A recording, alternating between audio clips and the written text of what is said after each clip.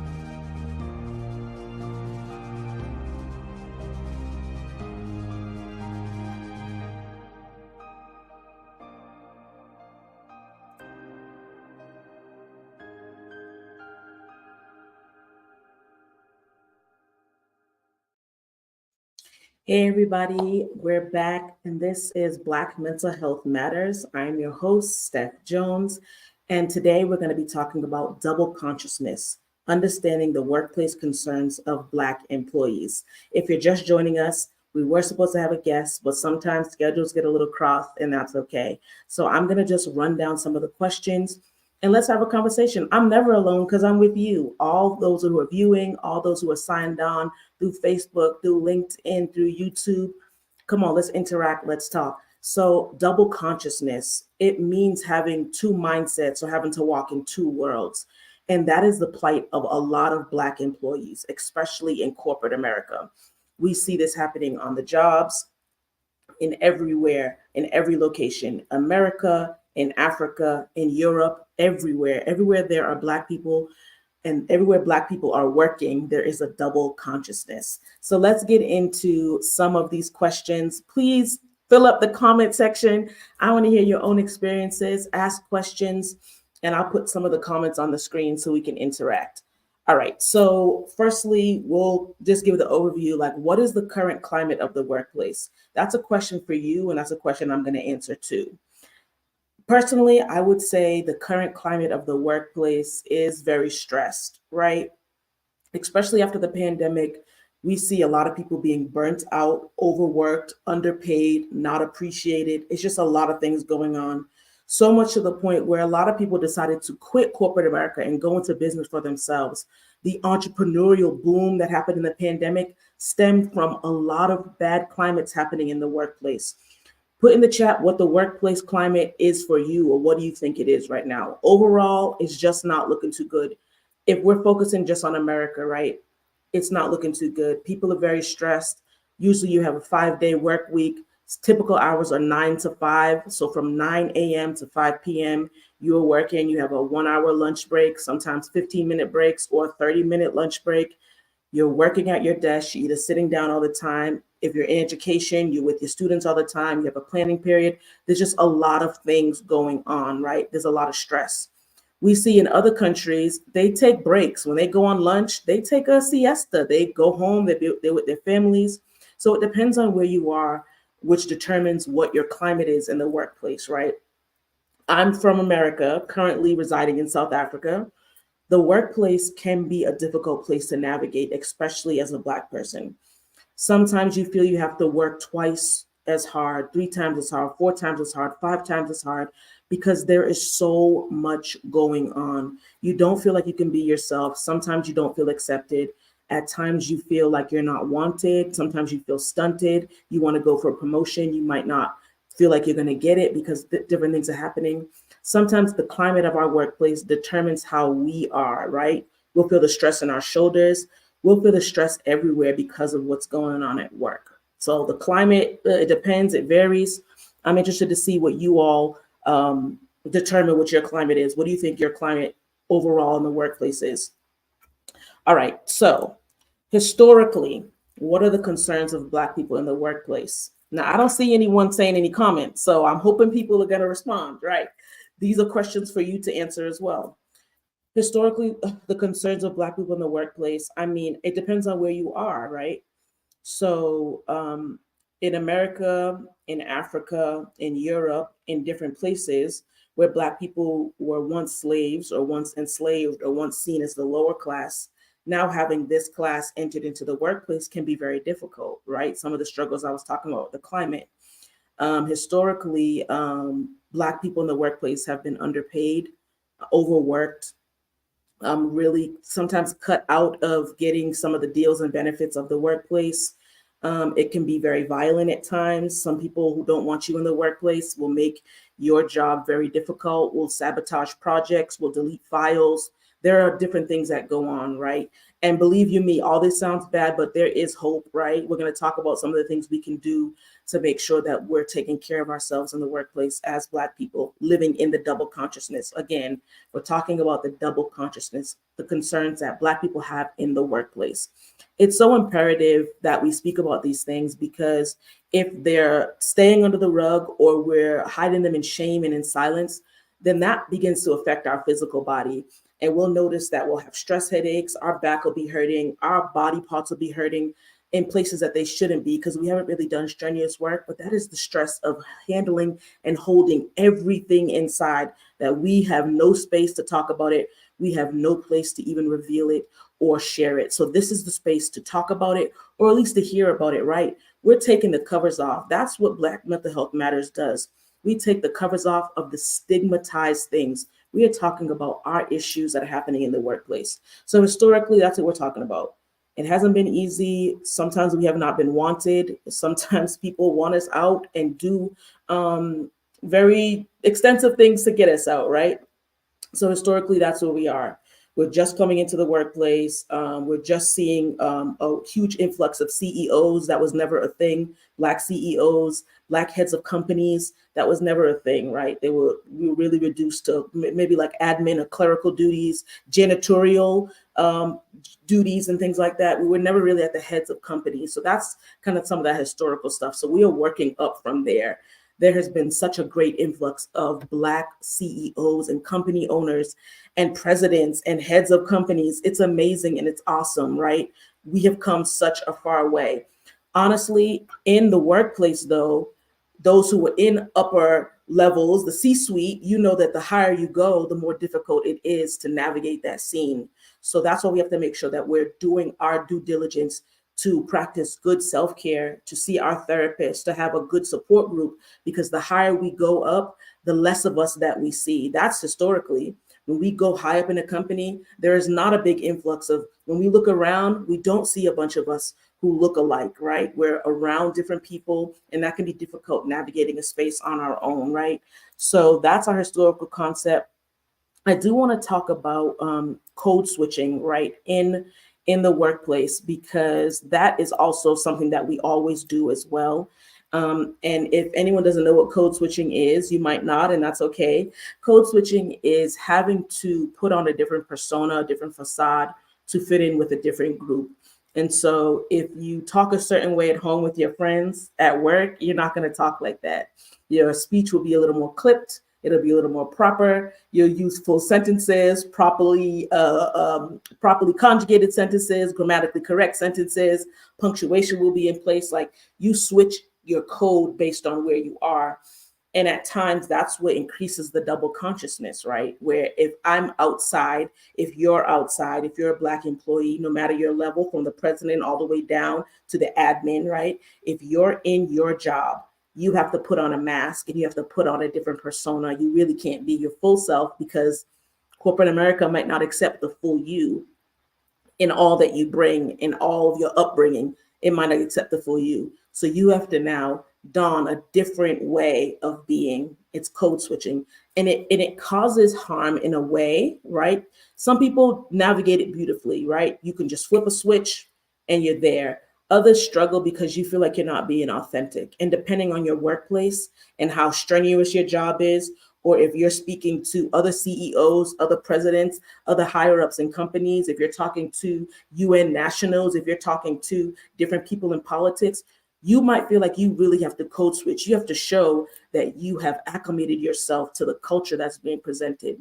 I've heard the argument against code switching, that people should be accepting you however you are, in whatever space you are, in the ways that you show up, in your full capacity in what you bring. And sometimes when people do that, it's looked at as negatively, right? That if you bring your full self, you want that promotion, you might not get it, because they're thinking, oh, this person is not professional enough. This person doesn't have exactly what we want. I want to pause here and just say, if you're just joining, hey to you. This is Black Mental Health Matters, and we are discussing double consciousness, understanding the workplace concerns of Black employees. We've talked about it from a historical standpoint. We've talked about the major concerns that are happening now across the diaspora, across everybody.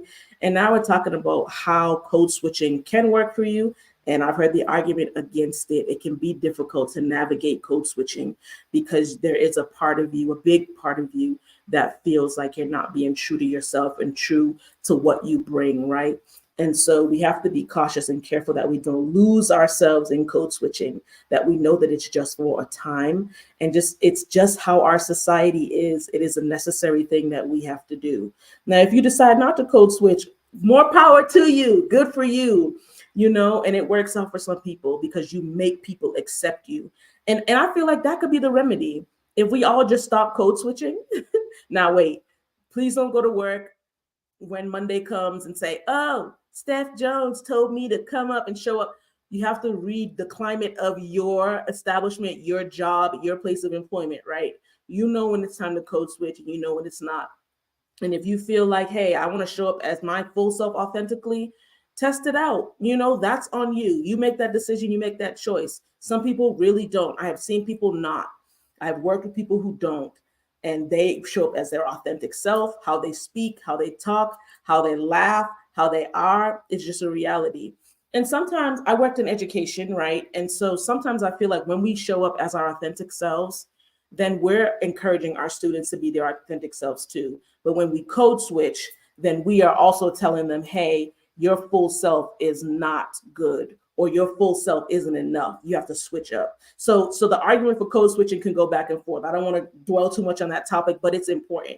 And Black people especially, we are the main ones who code switch. How we are at a family reunion, at a family function, at a wedding, at a party, amongst our friends and family, it's so different than how we show up at work, depending on who you are. Some people are the same everywhere and it works out for them. So that's an internal thing that we have to decide.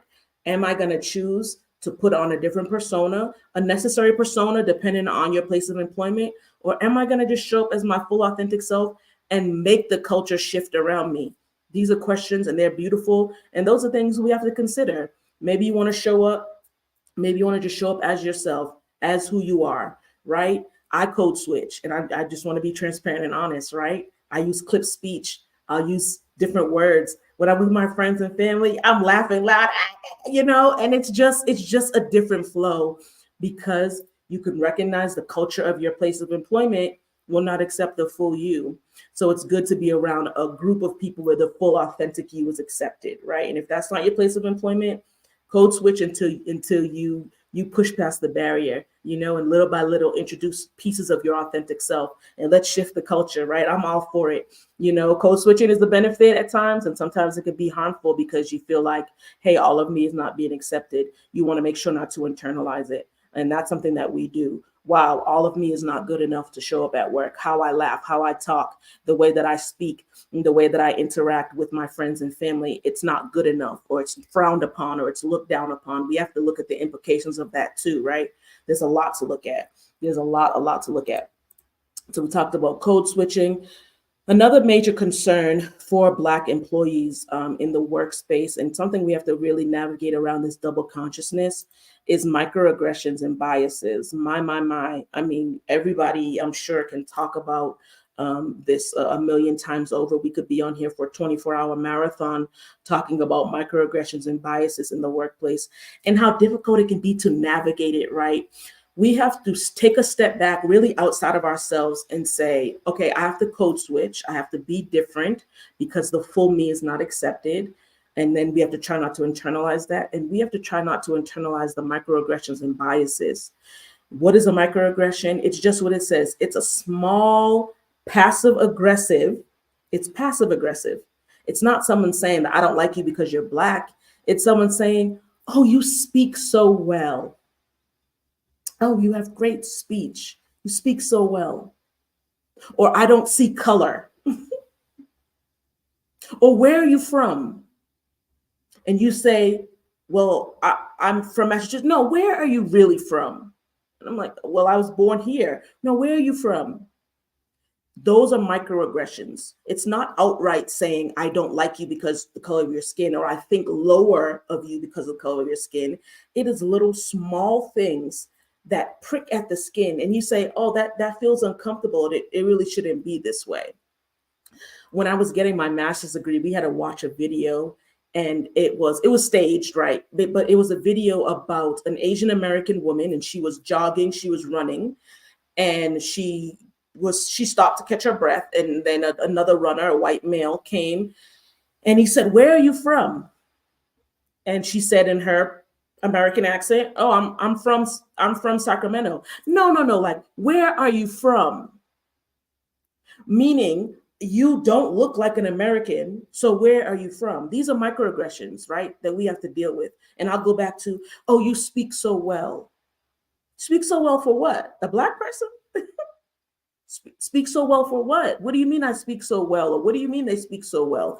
These are the microaggressions that we really have to look at and say, wait a minute, what is being said about me? And how do I reject myself from internalizing this? When you face an onslaught of biases, of microaggressions, it can cause major damage inside of us. Mentally, it can cause damage. And Regina, I see you in the comments. This is another microaggression. Oh, I bet you went through a lot to get here. A lot like what? The same program that you went to. I did the same schooling that you went to. I did the same things that you did. A lot. What does that mean? These are microaggressions that we face every single day, multiple times a day. Or someone, you're talking, and then someone's trying to like interpret what you're saying to someone else because it's not being understood. Like if I'm saying the sky is blue, one of my white coworkers will say, yes, and the sky with the clouds is blue, to make sure that what I'm saying is being understood, because me just saying it, oh no, that no one can understand that. So someone has to come behind you and interpret what you're saying, because what you're saying just isn't clear. These are microaggressions. These are passive aggressive microaggressions, small little things. It's like you get into an elevator or you get around someone and they grab their purse or they close their belongings up. That's a microaggression. You're letting me know that my presence, my entire being is not welcomed around where you are, and you're not comfortable with me. These are things we have to deal with every single day. If we don't talk about these things, again, we internalize it and we'll feel it in our entire body. This is why we're talking about it. This is why we have to discuss it. We have to shine the light on it, because we have been dealing with this for a long time. And the double consciousness can create double-mindedness, a fractured and split mind. that I am forgetting who I am because I have to deal with the onslaughts of microaggressions and biases. Oh, how did you get this job? These are questions I've been asked, and I know others have been too. How did you get this job? Oh, did they make an exception for you to be here? Or how did you get? These are biases. These are microaggressions. These are questions to make you feel like you don't belong. We really don't want you here. And there must have been some affirmative action like thing that happened for you to get in here. Not our own credentials, not our own merits, not that we spent 3 years of a grueling master's program, not that we went and got our PhDs, not any of that, not that we read all the books, not that we did all the dissertations, not all of that, but it had to be because people were feeling bad for us. Like, we have to talk about these things because this is exactly what we experience and go through. These microaggressions that we feel every day. And let me be very clear and honest.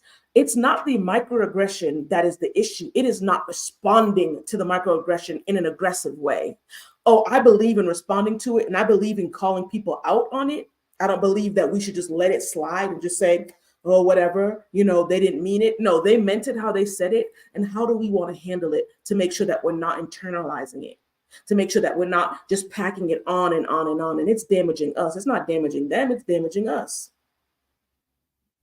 So I believe in addressing it in a healthy way, whether that's through HR, through your next boss up, through your supervisor, through your department head, through your manager, speaking to them, and then making sure that there's some type of mediation between the offender and you.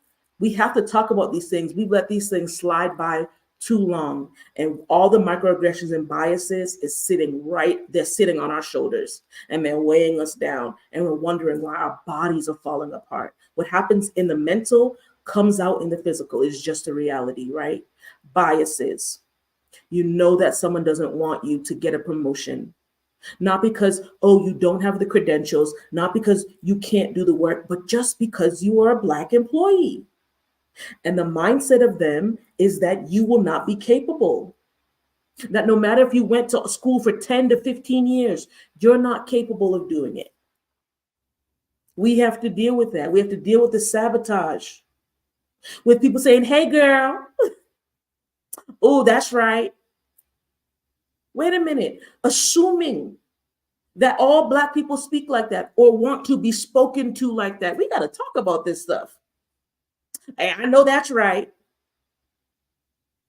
Hold on a minute. Why would you assume that just because I'm Black or just because you're Black that we want to be spoken to in that? That's language we use with our friends, our family, and some of us don't use it. Being Black isn't a monolith. We're not just one way. Some people speak in a more relaxed way. Some people never do, and that's okay.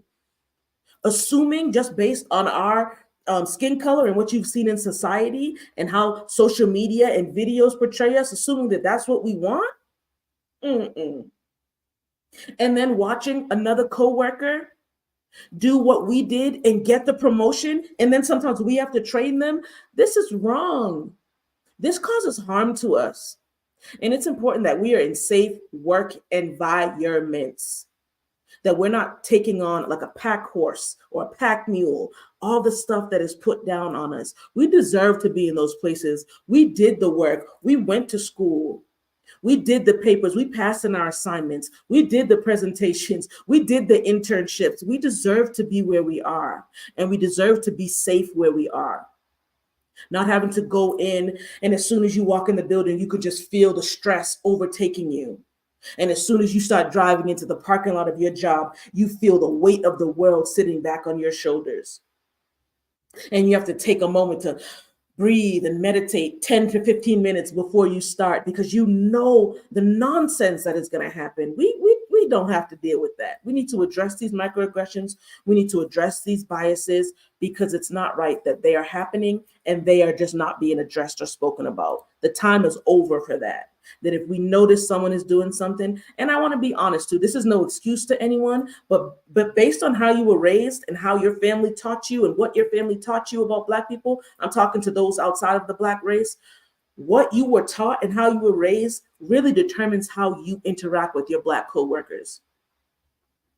And so it's important that we all take on the responsibility of making a safe environment for all, not just for one race of people or one group of people, that we're aware. We'll talk about that later, what we can do to be aware. Everybody working together to be aware, to not put the burden just on one group of people, because we've been taking the burden for a long time and it's not fair and it's not right. I'm just checking some of the comments. Come on, Regina, you're doing it. I don't need anyone speaking for me. Exactly. Don't need anyone speaking for me. And let's not pretend only the older generation does this, right? The younger generation does this too. It's unfortunate. And don't be black and young. Don't be a black employee and under 40, under 25. Oh, the biases and microaggressions are mounted to the sky. There's a lot that we have to deal with. And what's good for the goose has to be good for the gander. What does that mean, Steph? That means if my white counterpart does it and gets away with it and is able to do it, I would like to do it too. And if my work is assessed in a certain way, my work should be assessed. Your work should be assessed in the same way that everybody's is. There should not be a separate assessment tool just because someone's black. Or problems should not be blown up if no one else's is. There's so much that we deal with in the workspace. And some people don't even realize that they're doing microaggressions or being biased because that's just their normal way of living. So when we take the responsibility, and the responsibility is on us to bring it up, for sure, to make sure that it's not under the rug. If the offense happens to us, then it becomes our responsibility to make sure that someone knows, hey, let me make you aware. Awareness is key. Let me make you aware that you did this and it made me feel very uncomfortable. And that person might not even know that they did it. I'm being honest. Again, that's what I was saying about not making an excuse. Some people know. But if it's your way of living and you've lived like this for 55 years, 45 years, you might not even recognize what you're doing. So it's important, it's imperative that we, we who the microaggressions and biases, the things that are happening to us, we have to make sure that we speak up about it. We've just shoveled it or we share it with our friends and family and we let them know. But we need to let our places of employment know so that we don't have to sit with this anymore. It is important. It is imperative because we're waiting 10 to 15 years for a promotion and other people are coming in and being elevated immediately. We have the same skill, the same knowledge. Sometimes we work harder. Come on, this isn't right. We have to talk about this stuff. We have to make sure that we're okay, right? We have to make sure that we're okay. Now, I was talking about this earlier. What are some of the ways that Black employees have to prepare mentally for the workplace? And the fact that we have to do such an extensive preparation period is pretty sad. We know that when we walk into the workplace, that something unfortunately is going to happen. We've seen it before. This isn't being negative. This is being a realist. This is the reality of where we are. That the culture and the climate of the workspace can be very unsafe for Black employees. The culture isn't set up for Black employees. The climate isn't set up for Black employees. The policies, the procedures, the method of operation is not set up sometimes for Black employees. So it is important that we recognize, is this space safe for me? Is this a safe space? That's the first thing we can do to mentally prepare, right? Am I walking into a safe space? And I believe that there are safe spaces for Black employees. It's just sometimes we don't want to move from where we are. We get comfortable and then we get used to how we're treated. Oh, we get used to it. It's just gonna roll off my back. It's just another thing that happened. It's just another comment that was made. It's just another gesture that was done. It's just another policy that was created or another write-up or given to me unjustly or unfairly. And we get used to it and we normalize the behavior. And what do we say? We say, you know what? I'm just gonna push through. I'm just gonna push through to my next vacation or my next day off. I'm just going to grin and bear it. I'm just going to buckle down. I'm just going to put my head down and face the storm. We don't have to do that because, again, that hurts us. That internalizes in us. And we see it in our daily walk, how we treat our children, how we treat our spouses, how we interact with our family. All that begins to bubble up and come out with how we're keeping everything in. So some of the ways you can prepare for the workplace mentally, right? Some people can't leave their job, right? I want to make that disclaimer as well. You know when it's time to go, and you know if the space is not safe for you anymore. You can feel it in your mind, body, and spirit. You can feel it in every part of your being, right? You know if you need to take the next steps to leave, but what if you can't leave? What if you cannot leave your place of employment? Then we need to start speaking about that workplace wellness, right? Where you create a sanctuary in your office, in your quiet place, where you can go to take your deep breaths, to unload, to meditate, to prepare mentally is meaning that you want to make sure that you are entering your place of employment in the best space possible. If that means listening to worship music on the way, meditation music on the way into work, if that means if you're on the train, if you're commuting, if that means putting in your headphones and listening to a positive podcast, if that means putting in your headphones and talking to someone who you know is going to give you that energy that you need. There are many different ways that we can make sure that we're mentally prepared, because we want to put our best foot forward and we want to make sure that we're not experiencing burnout. That is the main thing. We have to make sure that we're not experiencing burnout, because when you're fighting and you're in the double consciousness, you're doing double the work. I want to make that correlation. Double consciousness. How do we understand the workplace concerns of Black employees? We look at it as, I have to do double duty now. I am this way. I also have to be this way. I also have to look at it from this side and this side.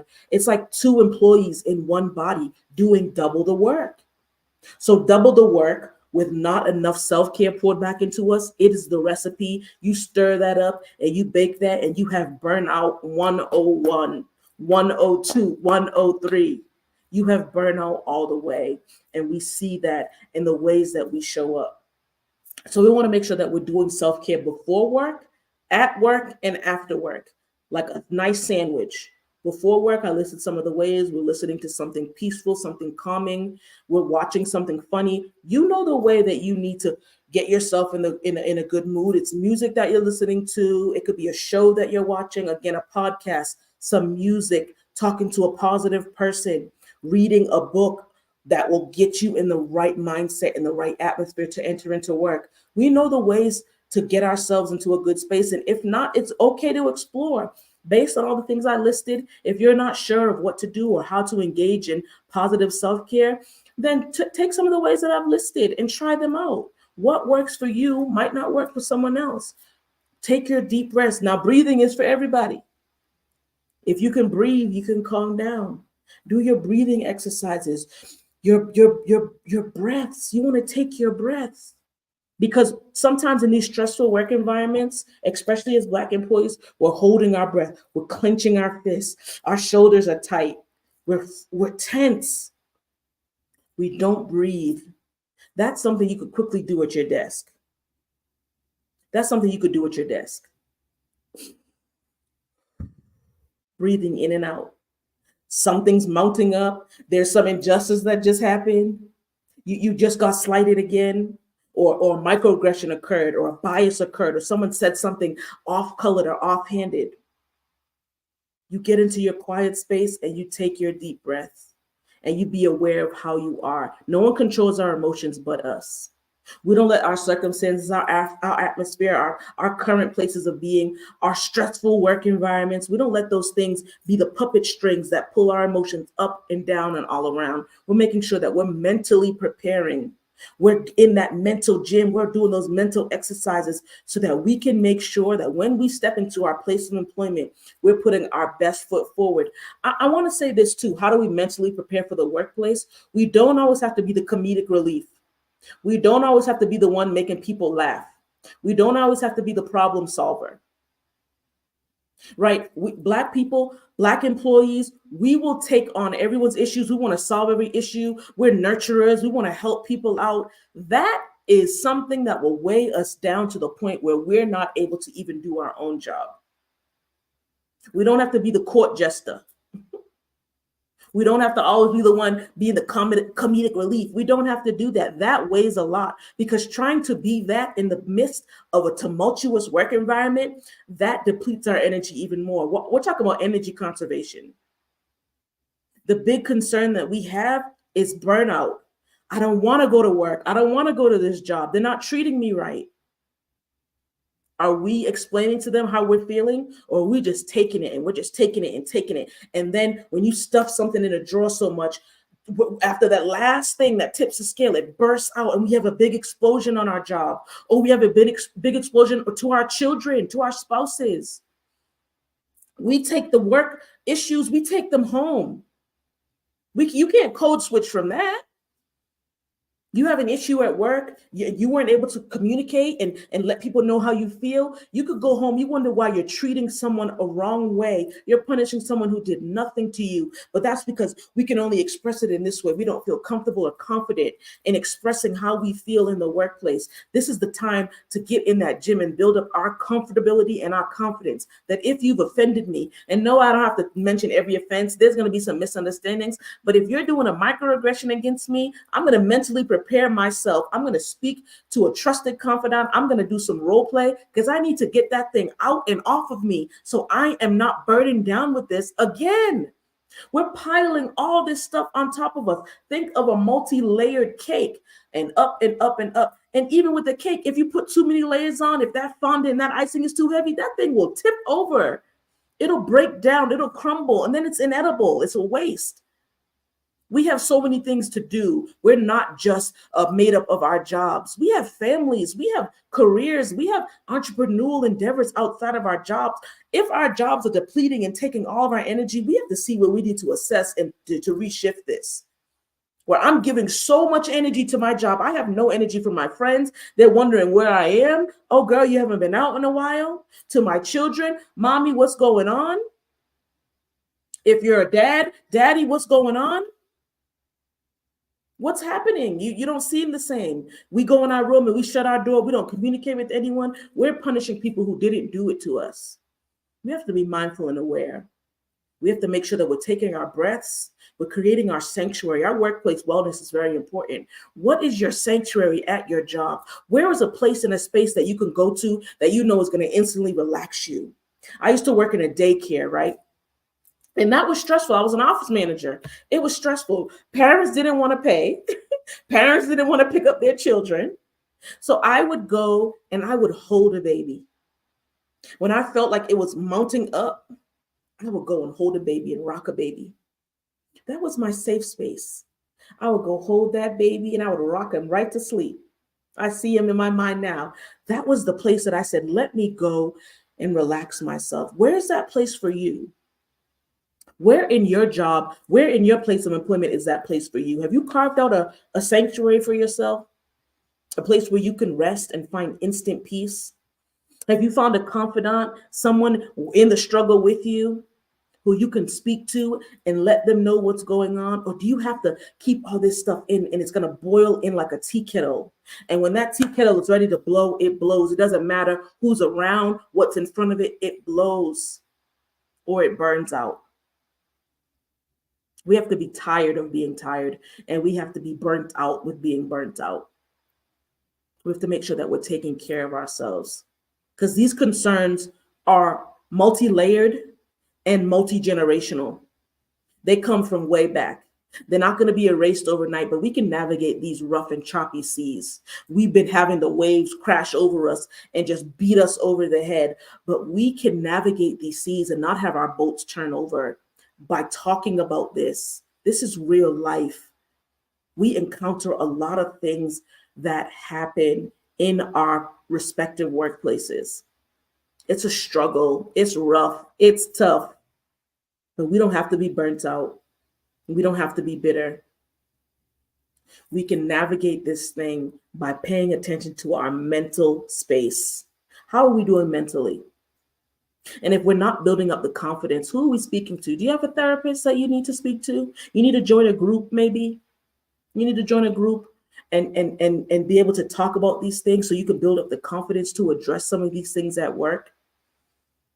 Because sometimes we're just pulling off the leaves of the plant. Sometimes we got to pull that thing up from the root. That takes strenuous and arduous. Whew, it's a lot to do, right? But if we build up the energy by doing self-care and taking our deep breath and releasing all the things we have inside of us, working on our spirit, working on our mental space, it's all happening right up here. It's all made or broken right up here. You can have $1 million. You can be the CEO of a Fortune 500 company. If your mental space is not in the proper condition, you will lose it in a second. You'll have a blow up because someone did a microaggression against you. Someone did another bias. Someone had another stereotype against you, and they made it in a joking way, which is supposed to soften the blow. I know you.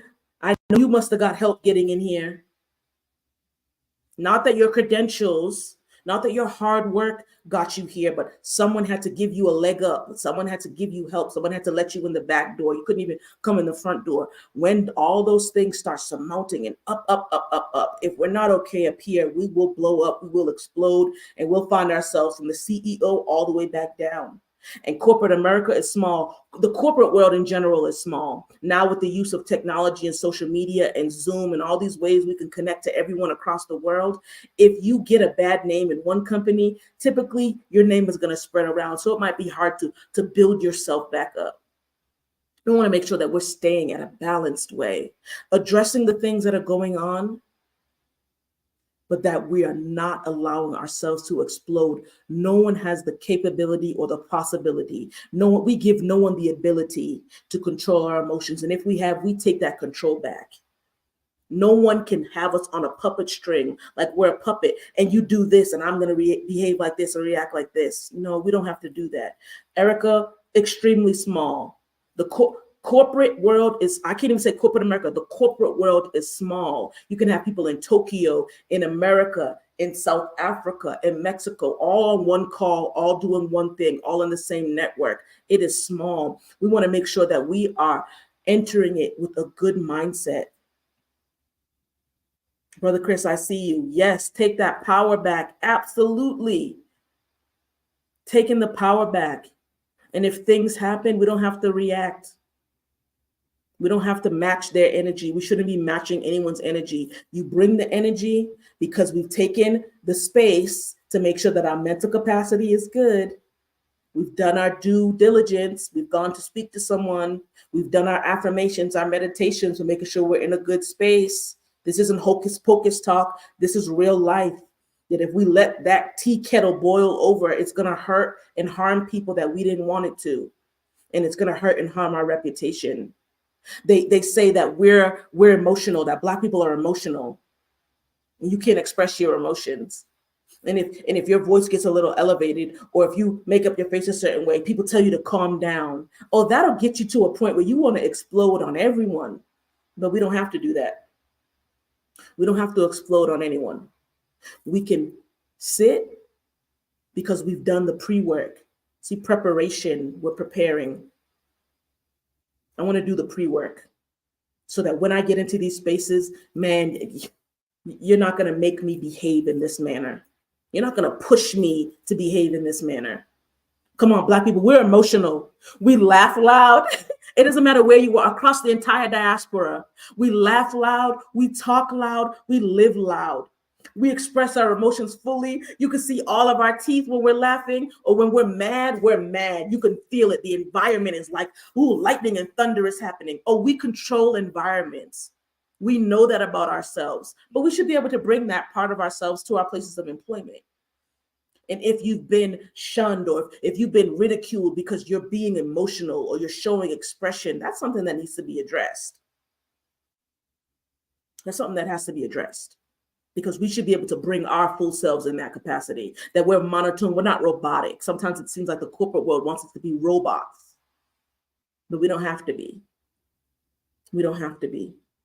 We're talking about the double consciousness, understanding the workplace concerns of Black employees. We understand it by talking about it, by shining the light on it. No more is this in the dark. No more do we have to just suffer in silence and we're in the corner and we're in our cubicles or we're at our office desk or we're closing the door, we're crying and we're upset. Now we're talking about this. And if something can be done, let's take the step to do it. We didn't deserve what happened and we don't deserve what happens, but it's our responsibility to make sure that we're addressing it, because if we don't address it, it stays in this physical body. And then our physical body starts feeling it. Our emotions start going over the limit. This is a place that we can be connected no matter where we are in the world. It happens everywhere. It happens in Europe, in every America, South, Central, North. It happens in every America, in Canada, in every place that there are Black employees. These things happen. And the flavor's a little different based on your culture and your society, but these things happen. But no one can control us anymore, because we're preparing ourselves. We're taking the necessary steps to make sure that when we walk into the workspace, we're okay. And that no one can push. We're not right teeter-tottering right on the edge, that when someone who blows a little bit on us, we're toppling over. We don't have to do that. We're making sure we're far enough back. We're far enough back from the edge because we've done the work to take the steps back from the edge. We don't have to, don't push me because I'm close to the edge. No, we don't have to. That's not our motto anymore. That's not our motto anymore. We don't have to be close to the edge. We can be far enough back. We can observe. We can acknowledge that things are going on and that it doesn't have to make us react a certain way. It's just a reality. It's just a reality. These are gems and these are things that we can take. These are nuggets and this is nourishment that we can consume. Man, I don't have to explode anymore. I don't have to react like that anymore. I don't have to be passive aggressive. I don't have to be aggressive. I don't have to be petty. I can sit and watch that something happen and I can take the necessary steps to address it in an appropriate way. And if I need to get my union rep, if I need to get someone in here because I don't trust how the system is going, let me do that. Or we're stepping boldly and courageously into our workspaces. We belong there. No one's going to make us feel like we don't. We did the work. I'll list it again. We did the master's program. We did the PhD program. We did the internship. We did our teaching fellowships. We did it all. We did the work. We submitted the dissertation. We did all the papers. We did our PowerPoint presentations. We did our group work. We belong in our spaces. No one can push us out. And even if we feel people are, we belong there. Our feet are planted right there. You can't make me get out, because we've mentally prepared. And no, I belong in this space. I'm going to do my job to the best of my ability. And I'm not going to take these microaggressions and I'm not going to take these biases. We don't have to anymore. We can open our mouth and we can speak up. We can speak up because there's roles that we're expected to play. And I spoke about this a little bit more. I spoke about this a little while ago. There are roles that we're expected to play. This will drain your energy. If you go into your place of employment like you're walking onto a movie set, like you are now an actor in a play, in a movie, in a theatrical performance, your energy is depleted before the afternoon comes. If you have to go in and you have to play a role, what are some of those roles? I mentioned it, court jester. They always look to the Black person to be the comedic relief. Like in a meeting, in a PD, in a session, you have to be the one cracking the jokes or bringing the flavor to the meeting. Come on, that's not our position. We want to sit and we want to learn and we want to hear what's being taught, just like everybody else, what's being shared, just like everyone else. Or the problem solver. When something messes up, you don't want us there in the planning meeting. Oh, but let something mess up. You're calling a Black man, you're calling a Black woman. Oh, can you come fix this? Not realizing that if you had us there from the beginning, problem wouldn't have happened. Issues wouldn't have occurred. Come on, these are the concerns that we face every day. We're expected to show up a certain way. And seen. We just go in, take 2, take 3, take 4, and we have to go in and it just becomes a play. And it's like, I don't want to be in this production anymore. Invite me into the spaces. We can see that Black people are expected to play the role of just taking the back seat, just taking what's handed to you, taking the lower rank. No matter your skill or your mindset, no matter your education level, no matter what you did, we're just expected, hey, everyone else will get it, and then we'll give it off to you. No. We're expected to be the cleanup people. I don't mean the janitors. I mean, if a problem, if an issue, like I said, we're expected to fix it. They want our knowledge and our skill then. They want what we can do then, but they didn't want it before. Come on, we have to be aware of this. We have to say, what actor's role have I put on? What actress's role have I put on as I step into my workplace? And what roles can I now step out of? I don't want to be in this Actors Guild anymore. I'm going on strike. I don't want to take this role anymore. I don't want to be here anymore. They know that we work hard. They know that we think a lot. We're resourceful. Yes, very resourceful, Regina. They know it, so they'll utilize it just for this small thing and then put us back on the shelf or put us back to the side. No, give us the higher positions so that we can help this company reach the highest level. Don't just call on us as a phone a friend when you're in a crunch or you don't know the answer to something. Invite us into those spaces. Carve out a space for us. We deserve to be there. Make a place for us. Put a place setting for us at the table so we can come in and we can say, hey, you know what? In marketing, we've seen this happen in so many marketing scenarios where a company releases an advertisement with a black boy with a monkey on his shirt. I know you didn't have any black people in your marketing team. You couldn't have. Invite us into these spaces so these companies can stop being racially insensitive, culturally ignorant. We talk about the real things. We have to be honest. We have to be true. Invite us in these spaces. We don't want to play this role. The cleanup woman is a woman. We don't want to do that. We don't want to be the cleanup people anymore. We want to be invited into the space. We've been playing this role for too long. We'll make you laugh. We'll make you chuckle. But you won't promote us.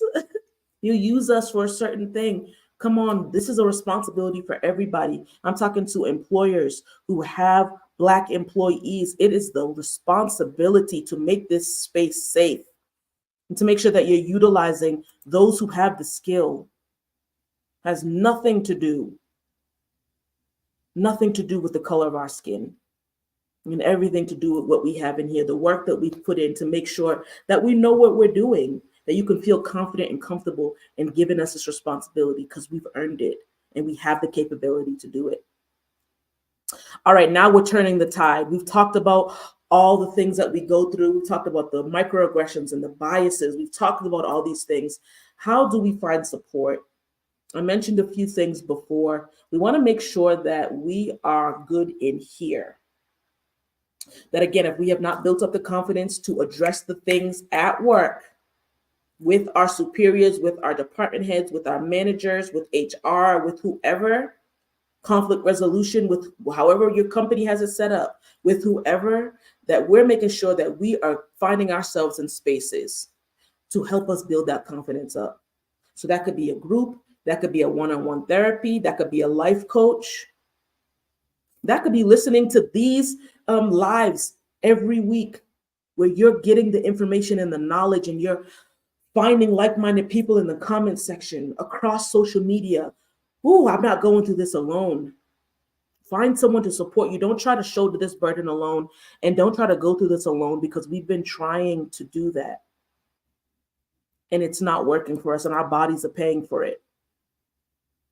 So we can find support in how we need to find it. A group is good for someone. Someone might not want a group. So you want your own individual therapist, life coach. You want your own individual support.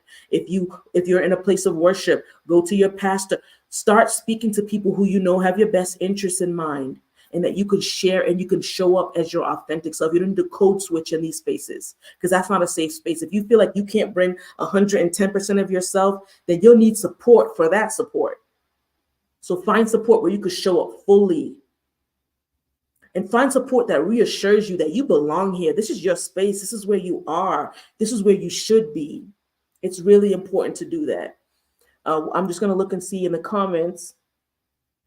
Yep, people are saying that they go to group therapy. Yep. And we reaffirm that we're supposed to be there, that we're not made to feel less than or inadequate. We know we have the skill and the knowledge to be right where we are. No one had to slip us in the back door, open a window so we could climb in. We are able to walk right through the front door with our resumes, with our CVs, with our credentials, and they can say, yes, you do. Yep, you belong here because you did the work.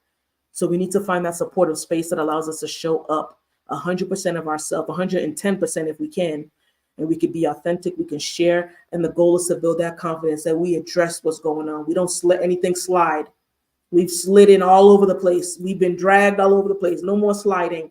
We're allowing ourselves to take a deep breath. We don't have to address everything in the moment. We don't have to explode, but we're going to address this because I'm not going to be intimidated. I'm not going to be annoyed and interrupted at my place of employment. I work the same way as you do. You work the same way as everyone else. We have to be aware and mindful, and we have to use our voice and just speak up.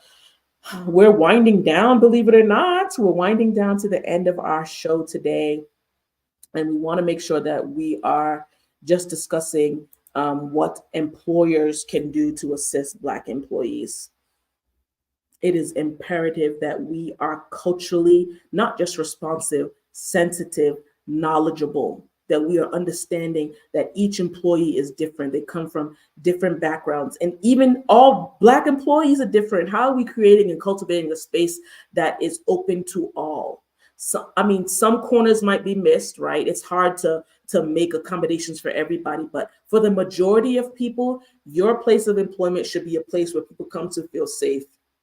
Know that they're going to be treated justly and that things are going to happen fairly. Know that they're going to be promoted in a way that is fair, that you have a system and you follow it, and you don't do backdoor deals, or you don't make things super hard if one person's going like this and then you make an incline for someone else. Be aware and be conscious of your own biases, of your own microaggressive tendencies. Be aware of your own discriminatory practices and your own ways that you uphold and keep stereotypes going. It is awareness. Be aware of your own racism. We have to be honest here. Be aware of the way that you show up. What have you already brought to that you think of your Black employees? What have you brought to the table already? What ways of working do you already see us that we're doing? And it might not be true. Come to us with a blank slate, not what you saw, what you heard, what the music videos told you, or a social media reel that you've been watching. Meet us. Know us for who we are so you can get to know us and you can get to know our personalities and our work ethic. That's the way to break the barrier. Know us for who we are. Strike up a conversation with us. Know our interests. We might not have all the same interests, but we can find some commonalities. Know us. See us for who we are. Recognize us.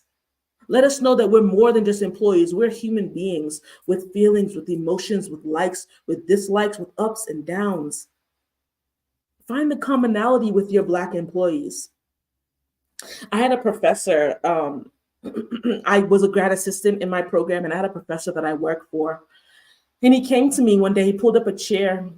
He's a white man, middle-aged, and he pulled up a chair and he said, "Steph, I think I'm racist."